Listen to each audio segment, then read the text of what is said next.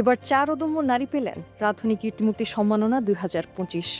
আন্তর্জাতিক নারী দিবস উপলক্ষে আজ 7ই মার্চ রাজধানীর প্যান প্যাসিফিক সোনারগাঁও হোটেলে এ সম্মাননা দেওয়া হয়।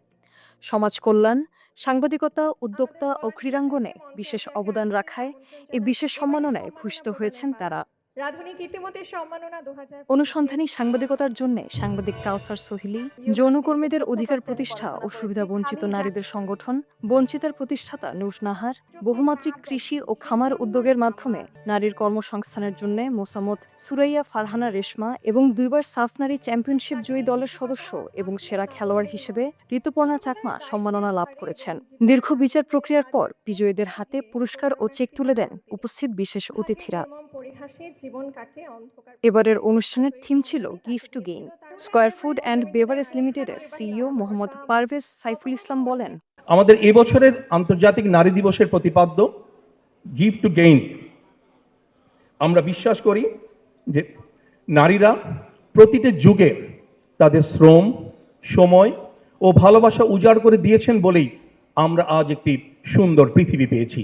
গিফট টু গেইন আমাদেরকে যে জিনিসটি আসলে আমাদের সামনে তুলে ধরে তা হলো ক্ষমতায়ন বা উন্নয়ন কোনো একমুখী কার্যক্রম নয়, বরং নারীর অধিকার প্রতিষ্ঠার মাধ্যমে নারীর অধিকার প্রতিষ্ঠার যে পথ তাকে সমতার মাধ্যমে যদি আমরা তুলে ধরতে পারি, তাদের জন্য যদি সমান সুযোগ সৃষ্টি করতে পারি, তাহলেই নারীর এগিয়ে যাওয়ার মাধ্যমেই সমাজ যেভাবে এগিয়ে যাবে, আর নারীর অগ্রগতি মানেই হচ্ছে জাতির অগ্রগতি।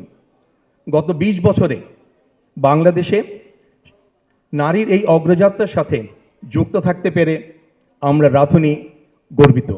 অনুষ্ঠানে অতিথি হিসেবে উপস্থিত ছিলেন মোহাম্মদী গ্রুপের ব্যবস্থাপনা পরিচালক রুবানা হক, চিত্রশিল্পী কনক চাপা চাকমা, বাংলাদেশ ক্রিকেট বোর্ডের পরিচালক ও নারী বিভাগের প্রধান রুবাবা দৌলা এবং বণিক বার্তার সম্পাদক ও প্রকাশক দেওয়ান হানিফ মাহমুদ। তিনি এই আয়োজন নিয়ে বলেন, ভালো রান্না, ভালো স্বাদ, এটা আসলে যে কোনো দেশের, যে কোনো মানুষের একটা সাংস্কৃতিক পুঁজি।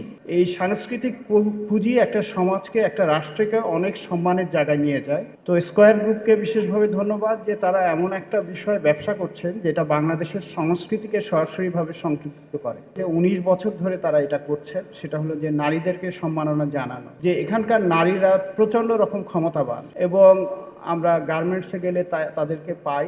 আমরা গ্রামে, আমরা সবাই জানি কিনা জানি না, আমাদের কৃষিকাজের এখন 50% বেশি কিন্তু নারী কর্মী। এবারের কীর্তিমতী বাছাইয়ে নির্বাচক ছিলেন এখন টিভির সম্পাদকীয় প্রধান তুষার আব্দুল্লাহ, গুটিপার প্রতিষ্ঠাতা তাসলিমা মিজি, জ্যেষ্ঠ সাংবাদিক মোস্তফা মামুন এবং ডি ক্যাস্টিলিয়া লিমিটেডের পরিচালক সাবিলা ইনুন।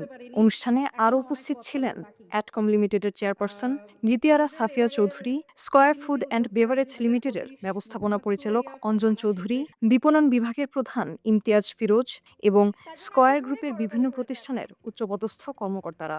এছাড়া মুগ্ধতা ছড়িয়েছে শিল্পী জীবন রায়ের বিশেষ স্ট্যান্ডার্ড পরিবেশনা।